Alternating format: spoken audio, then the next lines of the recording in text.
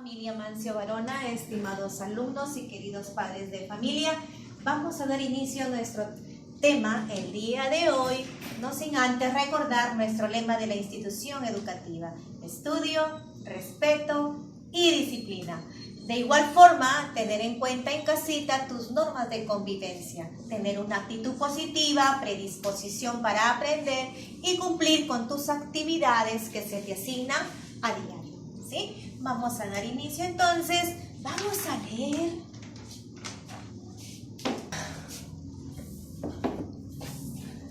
La señal del humo.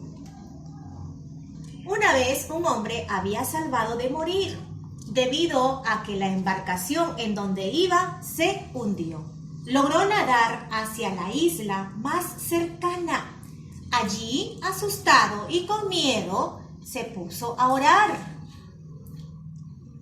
Pasaron varios días y la ansiada ayuda no llegaba y construyó eventualmente una pequeña cabaña para protegerse. Un día, después de andar buscando comida, regresó y encontró su pequeña choza en llamas. El humo subía al cielo. Él estaba confundido y enojado. No sabía por qué le había pasado esta desgracia. Se puso nuevamente a orar y se quedó dormido sobre la arena. Temprano a la mañana siguiente, escuchó asombrado el sonido de un barco que se acercaba a la isla. Venían a rescatarlo y les preguntó: ¿cómo sabían que estaba aquí? Y sus rescatadores le contestaron: vimos las señales de humo que nos hiciste. ¿Sí? ¿Qué le pasó a este hombre? ¿Qué le sucedió a este hombre? ¿Ah? ¿Qué le sucedió? ¿Ah? A ver, ¿quién me dice? Estaba asustado, ¿verdad? Él tenía miedo. ¿Por qué? Tuvo bastante miedo, se quedó solo y también se durmió, ¿verdad? ¿Sí? ¿Y qué hizo cuando él durmió? Empezó a orar, ¿sí? A comunicarse ¿con quién? Con Dios, ¿verdad? Él se comunicaba con Dios mediante sus oraciones. ¿Qué le había sucedido? Una desgracia, ¿sí? Le había sucedido una desgracia. Él estaba tan confundido, tan enojado, pero a pesar de todo, ¿quién lo escuchó? Lo escuchó Dios mediante sus oraciones. ¿Y qué quería él? Que vengan a rescatarlo. ¿Y cuál fue su señal de él? El humo, ¿verdad? Esa fue su señal de él. Su comunicación ¿con quién? Con los rescatistas, ¿sí? Eso es.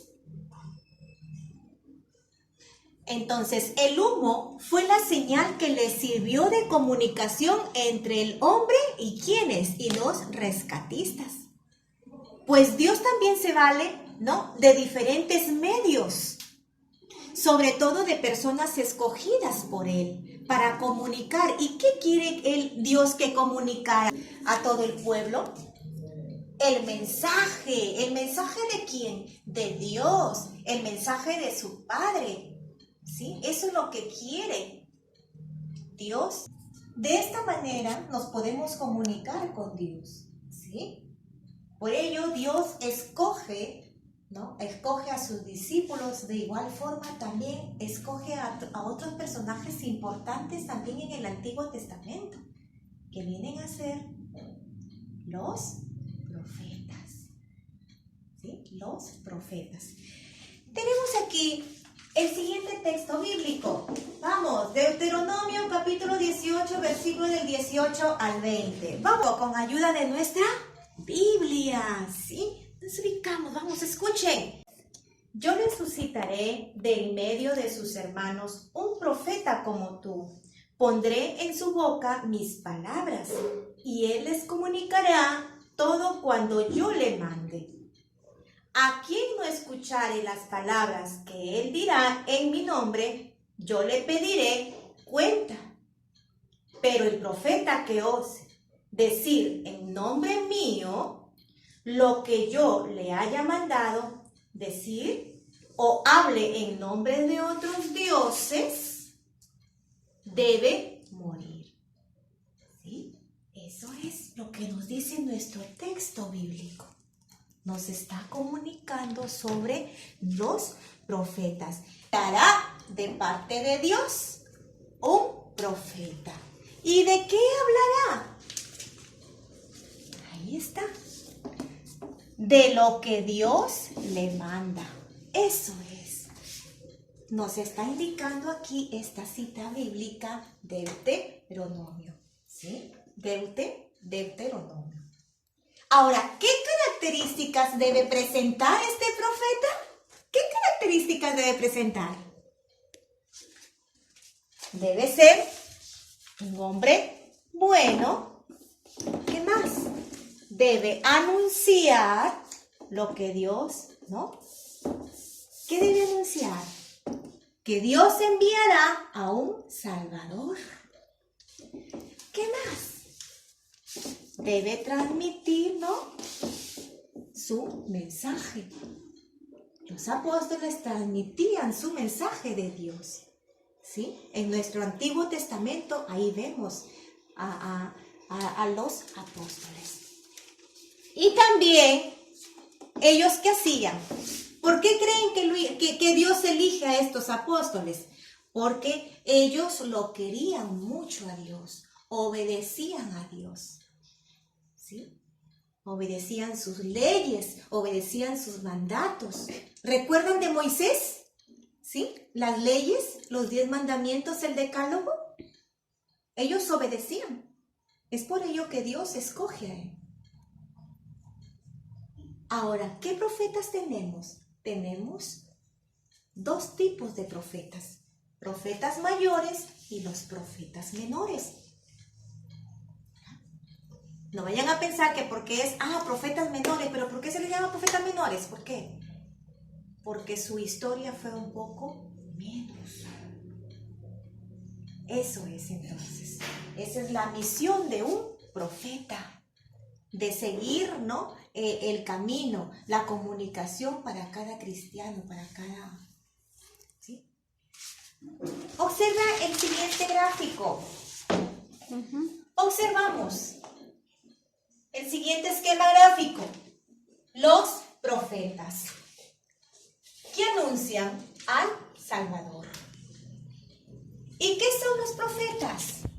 Son hombres escogidos por Dios que hablan en su nombre, transmitiendo su mensaje. Tú mismo acabas de escuchar Deuteronomio. Ahí nos habla sobre los profetas. ¿Y cuál es su misión de ellos? Anunciar la venida de Salvador, el Hijo de Dios. Esto está en el Antiguo Testamento.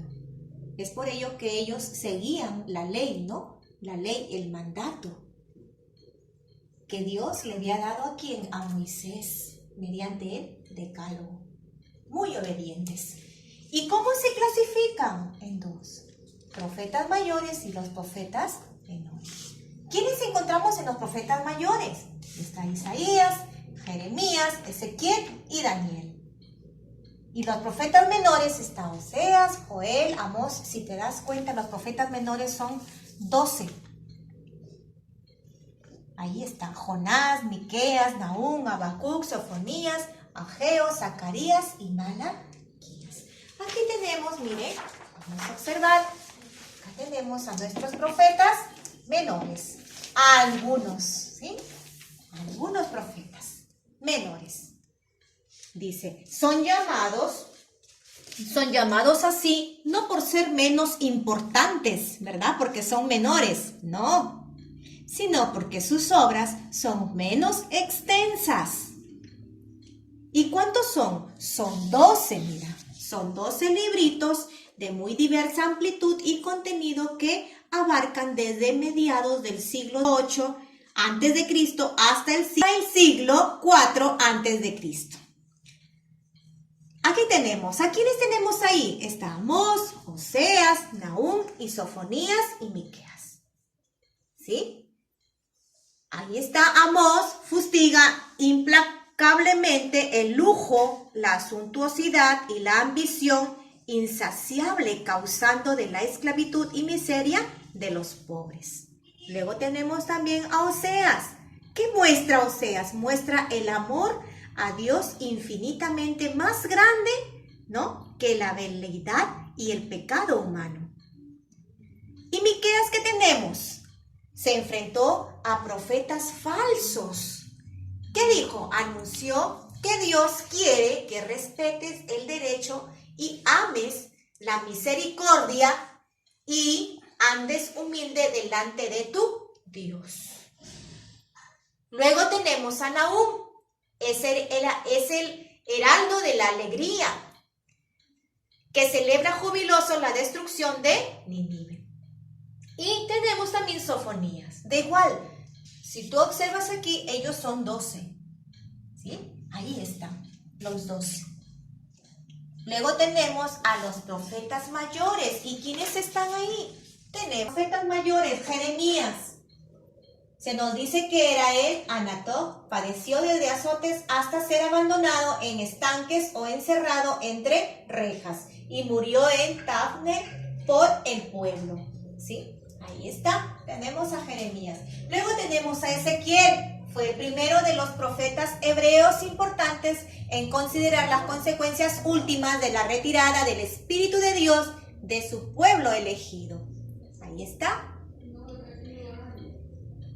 La visión de la vega de los huesos secos ilustra otros símbolos fundamentales que el Espíritu de Dios, que es la fuerza animadora, creadora de la vida en el seno de la muerte. Luego tenemos a Isaías.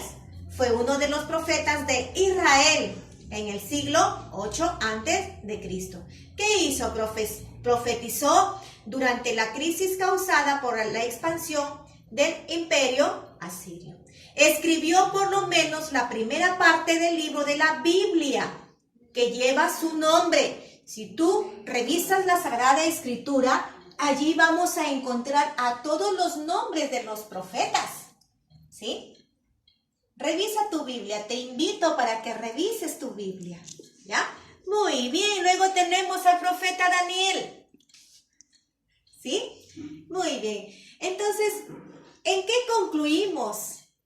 Vamos a concluir diciendo que quien anuncia al Salvador son los profetas. Dios nos anuncia al Salvador a través de ¿quién? De los profetas. Eso es. ¿Sí? Muy bien, entonces debemos de practicar, ¿no?, todo aquello que estamos trabajando sobre nuestros profetas, ¿sí? Muy bien, entonces a comportarte como un verdadero profeta, a cumplir las leyes, ¿sí? Muy bien, chicos, hasta la próxima.